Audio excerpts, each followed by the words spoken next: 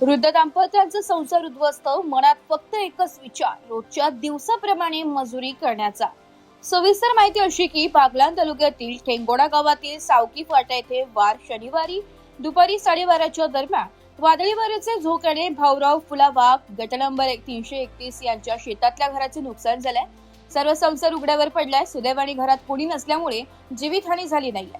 भाऊराव फुला वाघ व पत्नी लाशाबाई भाऊराव वाघ मोलमजुरी करून आपला उदरनिर्वाह करतात. भाऊराव फुला वाघ यांचा मोठा मुलगा नाना भाऊराव वाघ त्यांचा आधारस्तंभ होता.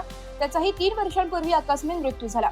हे 3 वर्षांपासून संकटाचा सामना करत असताना आज हे मोठे संकट त्यांचे उभे राहिले आहे.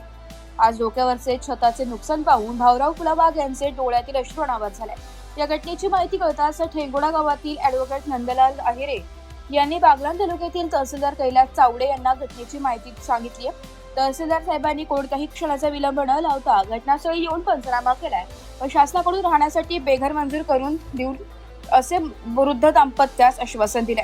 तहसीलदार साहेबांनी पोटाला लागणारे धान्याचे नुकसान बघून ठेंगोडा गावातील रेशन दुकानाचे संचालक प्रदीप शेवाळे यांना कॉल करून वृद्ध दाम्पत्यास धान्य पुरवण्यास सांगितले. नंदलाल अहिरे व प्रदीप शेवाळे यांनी तहसीलदार साहेबांकडे लवकरात लवकर मदतीची मागणी केली. Bureau report, Nashik.